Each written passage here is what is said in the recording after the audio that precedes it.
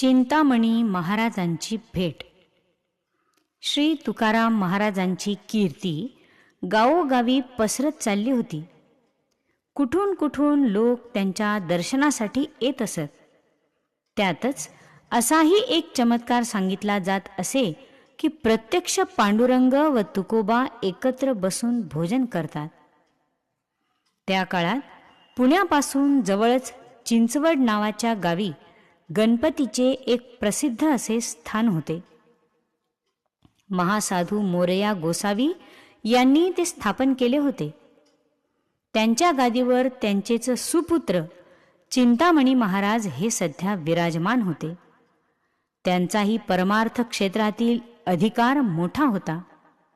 त्यांच्या कानी जेव्हा तुकाराम महाराजांची कीर्ती पडली तेव्हा त्यांना असे वाटले की अशा सत्पुरुषाची भेट घ्यावी.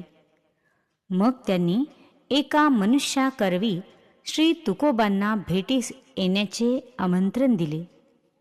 ही गोष्ट आधीच कळल्यामुळे तुकाराम महाराज चिंचवडास जाण्याकरिता निघाले. वाटेतच चिंतामणी महाराजांनी पाठविलेल्या मनुष्याची भेट झाली. त्याला तुकोबांनी पुढे पाठवून दिला व आपण मजल दर मजल करीत चिंचवडला एका दिवशी सकाळच्या प्रहरी येऊन पोहोचले. त्यांनी प्रथम गणपतीचे दर्शन घेतले व चिंतामणी महाराजांना भेटण्याकरिता वाड्यावर गेले. तिथे विचारता कळले की ते स्नानसंध्या करून देवपूजेस बसले आहेत. तेव्हा ते बाहेरच बसून राहिले.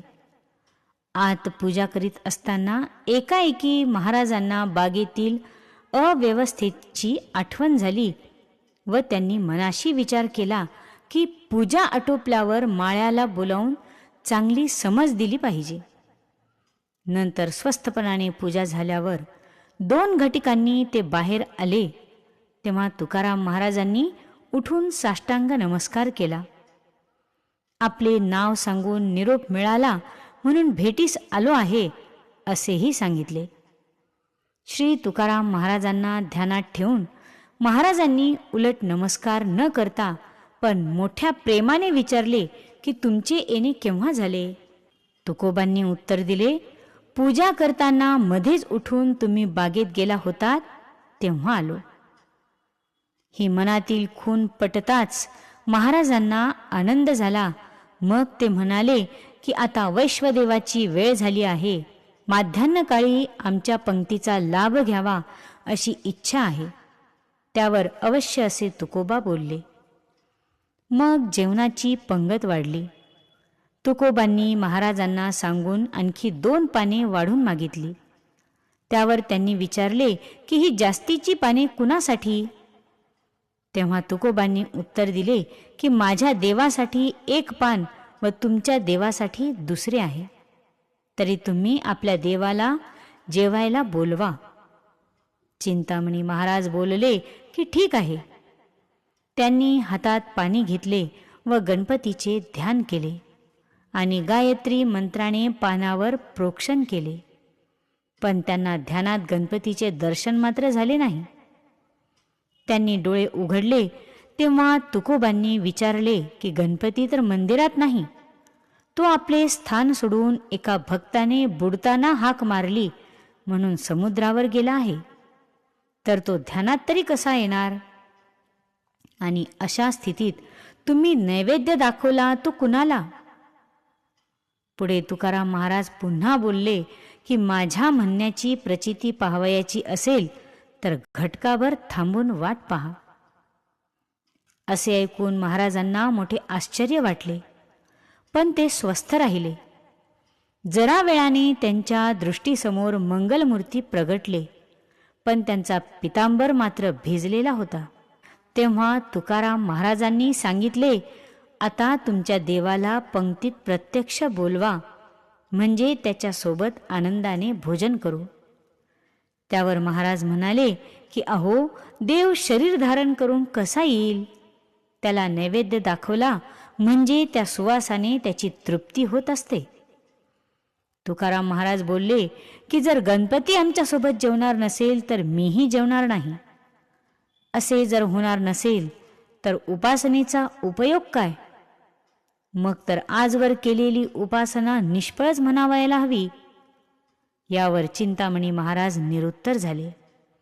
तथापि ते म्हणाले, आमच्या उपासनेत एवढे सामर्थ्य नाही की प्रत्यक्ष देव देहक धरून आमच्या सोबत जेवेल. तुमच्या संगे तुमचा देव गातो, नाचतो, जेवतो व खेळतो असे ऐकले आहे.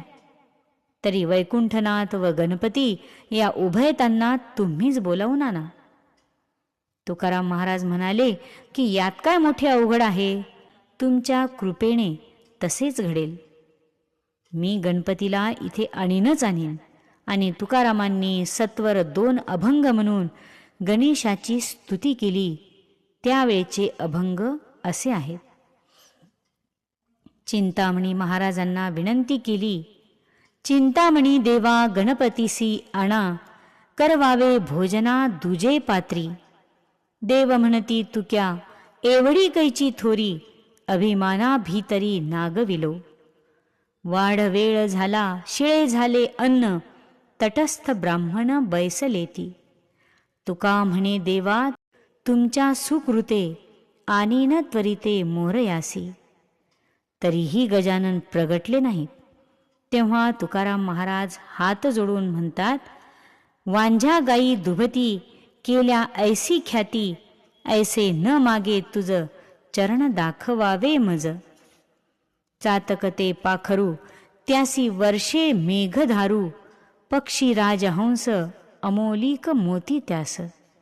तुका म्हणे देवा कागा खोचलासी जीवा. तेव्हा क्षणार्धात एका पाटावर गणपती प्रगटले. महाराजांना फार आनंद वाटला. ते हात जोडून म्हणाले की आता पंढरीनाथांना बोलवा. त्यावेळी तुकाराम महाराजांनी मनोमनी स्मरण करताच 4 हातात आयुधे घेतलेली, मकर कुंडले व मुकुट घातलेली, पितांबरधारी सावळी मूर्ती दुसऱ्या पानावर येऊन बसली. जेवणास प्रारंभ झाला. पण प्रत्यक्ष दर्शन मात्र फक्त महाराज आणि तुकाराम महाराज या दोघांनाच झाले. इतरांना पानावरील अन्न संपले एवढेच दिसले.